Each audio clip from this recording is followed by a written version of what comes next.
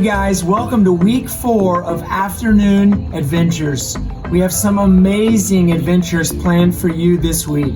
Parents, this week's adventures are brought to you by Mercy Project, the nonprofit my wife and I started 10 years ago to help rescue children from human trafficking in Ghana, Africa.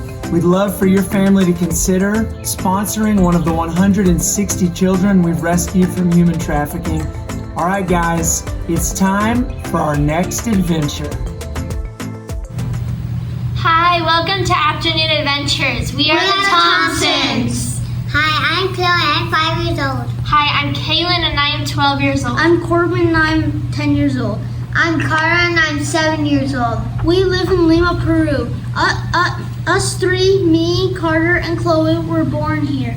We're Peruvian and American citizens. We have two passports, one from the U.S. and one from Peru. Lima, Peru is a big city, and almost 10 million people live here. As you can see, we put College Station because that's where Mr. Chris lives. And there in College Station, there's about 115,000 people. And you can see that's not as many as the amount in here because they have 10 million people here. Let's go on an adventure.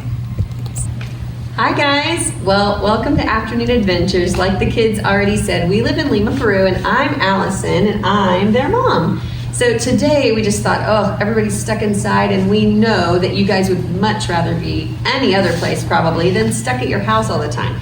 So we thought we would do a little Spanish lesson and also do a bit of traveling with you. So I don't know if you had the chance to make a passport or to print out a passport for yourself, or maybe you have your own passport and you just have that in front of you. But get your passports out. If you don't, pause and get your passports out because we're gonna go on a little adventure. I'm sure you can guess where we're gonna go. Peru.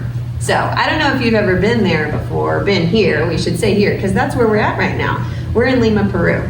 So we're gonna invite you here and we're gonna learn a little bit of Spanish along the way. So the first thing that we wanna learn is how to say the word adventure. So Kaylin, tell everybody how you say adventure. Aventura. Okay, let's say it slowly so everybody can understand how to say it. All right. Aventura. Aventura. So here we go on our Peruvian aventura. So basically, like Corbin explained, Chloe and her brothers have 2 passports. Chloe, do you want to go show the camera your 2 passports? So here are Chloe's 2 passports. She's got one maroon one that's for Peru, and she's got one blue one that's for the United States. Okay, come on back, Chloe. She has 2 passports because she was born here, and she's a Peruvian citizen. So when we leave and come through the Peruvian airport, she uses sometimes her U.S. passport and sometimes Peruvian. When we go to the U.S. airport, she uses her U.S. passport. So basically, the word for passport then, we're gonna put it at the bottom of your screen like we did adventure. Kaylin, how do you say passport in Spanish? Pasaporte. Okay, let's say it slow for everybody. Pasaporte. So grab your passport and let's go. I know you're gonna wanna tell your family that you are going to Peru. So we're gonna learn how to say the phrase, I'm traveling to Peru, okay? And you can fit in any other word. So maybe you're in Peru right now watching us. I don't know. If you are, you'll wanna go somewhere else. But if you're not, you're gonna be able to learn how to say, I'm traveling to Peru. So the way you say, I'm going to is voy a, okay? Voy a. And Kaylin, how do you say travel? Viajar. So you're gonna say voy a viajar a Peru. So let's say that slowly for everybody. And it's at the bottom of your screen so you can practice with us. Voy a viajar a Peru. Okay, so here we go. That's what you're gonna tell your family when you're leaving. So obviously, before we leave, we're gonna have to pack our bag, right? So Kaylin, grab our backpack, or no, not our backpack, sorry, our suitcase. Chloe, you wanna stand up and we'll show everybody our suitcase here? Okay, so here's our suitcase. We're about to fill it, that's why it's open. Do any of you girls wanna say how to say suitcase in Spanish? Sure. You say suitcase, the word is maleta. Okay, maleta. So, Chloe, pull out something that we might take on our trip.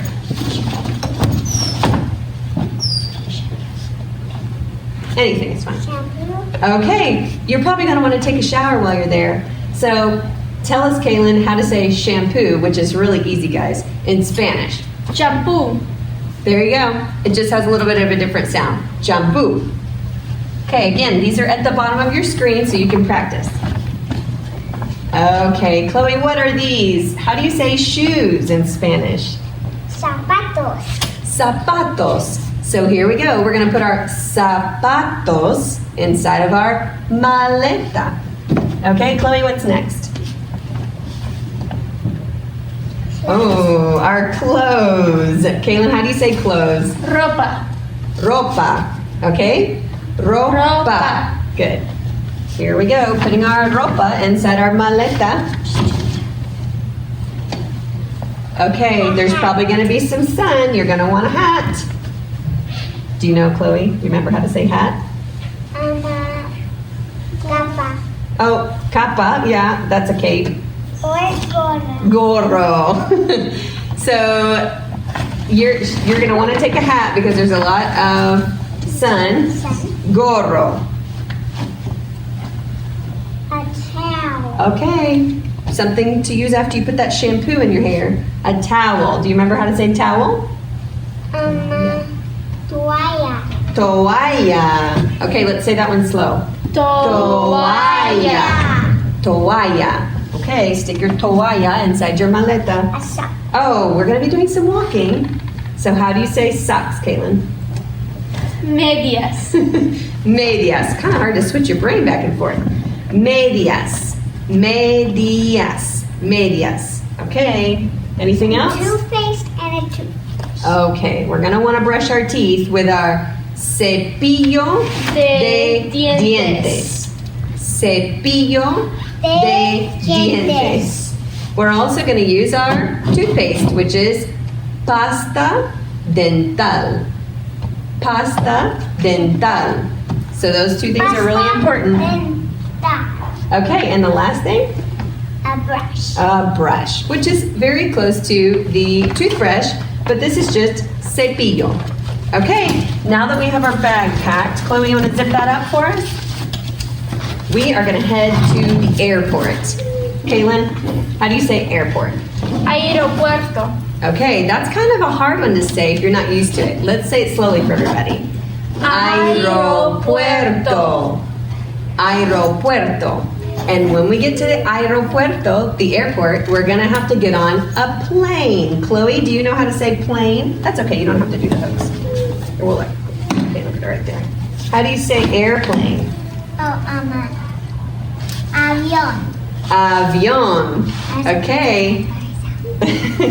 Avión. So here we are, we're getting on the airplane. Now, what about money? How are you gonna do with your money? You guys have American dollars, right? So sometimes when you go to another country, you can actually give them American dollars at some stores, and they'll just, when they give you your change back, they'll give you the money that belongs to that country.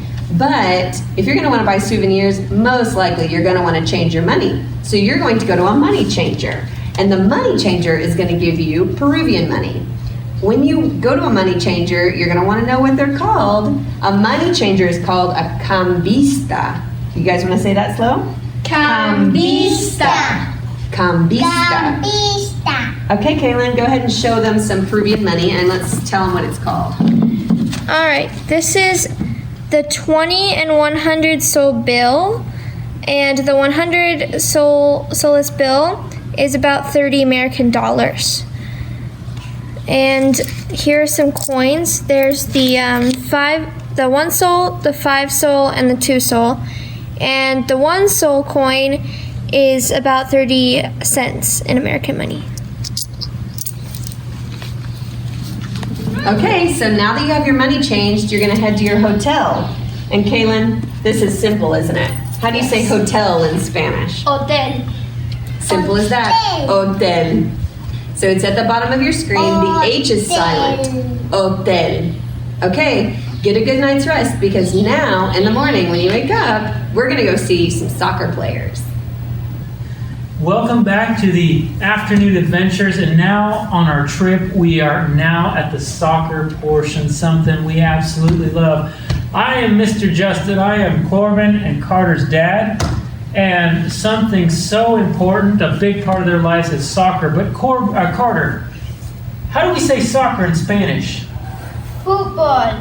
Football! And football is a big part of Peruvian culture. In fact, we are big fans of the Peruvian national team. Do you know how to say fans? Hinchas. Hinchas. So, nosotros somos hinchas. We are fans of the Peruvian national team, La Selección Peruana. And that's basically what my shirt is and what Corbin's shirt is this little patch and this little sash. White shirt is the Peruvian national jersey. But, little things about soccer. Carter, how do you say ball?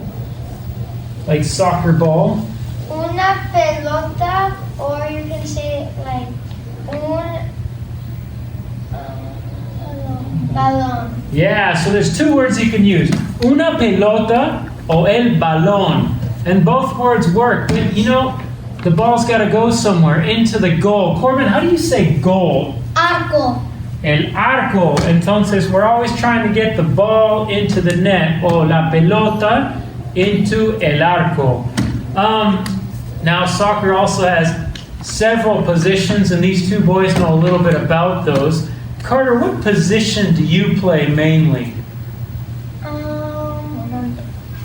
Forward. He plays forward, and how do you say forward in Spanish? Volante. Volante. Volante is something that Carter loves to play. And Corbin, what position do you play? The defense. Defense. And how do you say defense in Spanish? Defensa. Defensa. So these boys play a little bit different sides of the field. Volante, defensa. But there's also one more. There's several other positions, but one that's pretty important, the goalie. Corbs, how do you say goalie in Spanish? Arquero. Arquero. So you have the arco for goal. Arquero, the goalie, the person who stands in the goal. So, but hey, more than that, these two boys are going to show you a couple things. They're going to show you a pass. How do you say pass? Pase. Un pase. So they're going to show you. Un pase. Un pase. Un pase. Also, another big part of soccer is using your head. And what do you call a head in Spanish? Cabeza. Cabeza. And so when someone uses their head on the soccer field, es a cabezazo. Cabezazo. These boys are going to show you what that looks like. Can you toss Corbin the ball? Yes. Nice. Cabezazo. Okay. Now the last thing is, and this one might be tricky for you. What do you call a goal in Spanish? When somebody makes a goal? Un arco. Well, no, that's the goal that you shoot into. When somebody makes a goal, what's it called? Goal. Goal! Yeah, it's super easy. That's not hard. It's a really good one. It's golazo. Yes! Carter's right. When the goal is really good, they say something else. What is it? Golazo. Golazo. They add something to the end just to spice it up. That means awesome, amazing goal. Un golazo. Hey, I hope you've enjoyed the few Spanish words you've learned about soccer just in this little time, and thanks for letting us share this part of our trip with you. Hey guys, I hope you enjoyed the soccer portion of your trip. Now we're headed back to the airport. Kaylin, you want to remind us how to say airport in Spanish? Aeropuerto. Okay, it's at the bottom of your screen. You can practice. Aeropuerto. We're going to have to get on another airplane. Chloe, do you remember what airplane is? Can you remind everybody? Look at the camera and tell them they want to hear you. Avión. Avión. Okay, so once we get on our avión, we are going to head to another city, in Peru. And that city is called Cusco. And in Cusco, or near Cusco, I should say, there is a wonder of the world. Have you guys ever heard of the 7 wonders of the world? You should look it up with an adult sometime. You can see all sorts of cool pictures. Well, these 7 wonders have been voted on by tons of people around the world as some of the 7 most beautiful places to visit. And here in Peru is one of those wonders. So, we are headed to go see what, Kaylin? Machu Picchu. It's called Machu Picchu. Okay, tell us a little bit, Kaylin, about what Machu Picchu is. Machu Picchu is basically a mountain, sort of like a mountain with like lots of ruins and old houses that were built by the Incans a long time ago, and they are surrounded by a ton of other mountains, or like they're in a mountain. Yeah, so Machu Picchu is in the Andes Mountains, and it's got a lot of mountains around it, and then you have to kind of go down to see it, and there are ruins that were built. Amazing ruins with these huge, massive rocks. So, Chloe, she's excited to show you guys the map. Let's take our map up here, and we're going to show you guys what it looks like for you to get from the United States. So you're going to start here in the United States, and usually you'll either fly from Houston in Texas or Miami in Florida. And you're going to get on an airplane, and you're going to fly down, and Chloe's pointing to Peru. And you're going to fly down across Mexico, the Pacific Ocean, and you're going to land here in Peru, okay? So that's where you're at right now. We should have showed you guys that earlier. Okay, let's come back here, Chloe. You can go ahead and shut the book. Okay, so basically, when you go to Machu Picchu, it is planes, trains, and automobiles. You have to learn all sorts of words. Why? Because you have to ride in all sorts of kinds of transportation to get there. So first, we had to get on a plane, an avión, an airplane, right? Then, when you get to Cusco, you have to then get on a taxi. Chloe, how do you say taxi in Spanish? Taxi. Super simple, like shampoo and hotel. Taxi. Once you get on a taxi, your taxi will then take you to a train station. Can you believe it? Kaylin, how do you say train? Train. Tren, okay? It's pretty much just like in English, tren. So, Kaylin, how long is that train ride that you ride on? 4 hours. So you ride 4 hours on a train, but it doesn't even feel like it. Chloe, do you remember when we rode on that train and we looked out the window and you see all of the mountains and you see all the... When we were moving, like... When we went to go visit Machu Picchu, right? Yeah. Do you remember that? She's trying to think about that. So this train is pretty cool because it's got big windows on the top and on the side, and you can watch the whole 4 hours to some amazing landscapes. I do. Around and around and around in circles. So what she's saying is the train after 4 hours takes you to a little town, and you have to sleep one more night in a Hotel. in an hotel, remember? Hotel. Okay, hold on, Chloe. Then after we sleep our night in the hotel, you have to wake up really early the next morning because we are going to stand in line to get on a bus. How do you say bus, Kaylin? Bus. Okay, so we've got avión, airplane. We've got taxi, and how do we say taxi again? Taxi. Taxi. We've got train. Tren. And we've now got bus. Bus. Okay, pretty simple. This bus, Chloe, you tell us now. What does that bus do?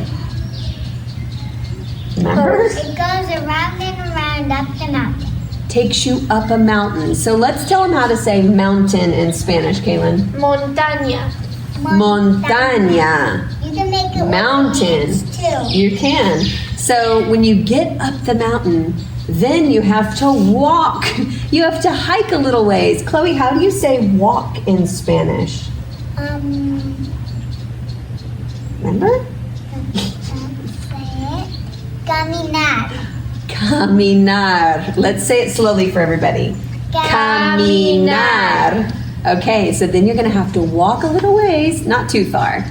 And then you see the beautiful, majestic Machu Picchu. So if you can't see a picture of Machu Picchu, we're going to try to put one on our video here, but if we can't figure that out, tell an adult to help you look it up because it's beautiful. You can just go into Google and type in Machu Picchu and you can see all sorts of pictures. And you know, an animal that has become really popular for everything, I feel like I see them in the stores everywhere, is a llama. And do llamas live in Machu Picchu? Yes. They do. Alpacas, really. But alpacas and llamas are pretty much the same. And it rains a lot in Machu Picchu. At least it did when we went on our trip. So, And we had to walk so far. it is a lot of walking. Another fun thing. Hold on just a Getting second. tired. Yeah, okay, let's listen to Kate. Another fun thing we got to do is that after we climbed into Machu Picchu, whenever we came back down, they had this table with a Machu Picchu stamp on it, and we got to stamp our passports. So there you go. If you have your passport with you, you need to put a stamp in there that says you've been to Machu Picchu because they have a stamp you can put in. So we do have, let's see, Chloe, I'm trying to think, where did we put your passports? I don't know. Maybe we can go, is it on the bed? Okay, go grab it. She's going to grab her passport really quick and we'll show you her stamp for Machu Picchu. So basically, to get to Machu Picchu, we had to take a plane, avion. We had to take a taxi. We had to take a tren. We had to take a bus. And then we had to walk. Caminar. We had to walk. Okay, so her passport's coming, you guys, and we're going to see the stamp. And then if you want, you can put a stamp inside of your passport that looks similar. So hold it up for the camera, Chloe. Here, walk on this side. Right here. And hold it up for the camera. And if you want to put something in your passport that looks like that, it will show that you went to Machu Picchu. Awesome. Okay, come sit down. So basically, that's the end of our Peru trip. Thank you so much for joining us, and I hope that you were able to learn a little bit of Spanish along the way. And we hope that after you've taken all those modes of transportation back to the Lima, Peru airport, that then your last avion takes you back to your house and you can rest a little bit. Put your passport safe somewhere so that you can pull it out for your next trip and get something, put in that pasaporte to show where all you get to travel. Thanks for coming to Afternoon Adventures. Thank you.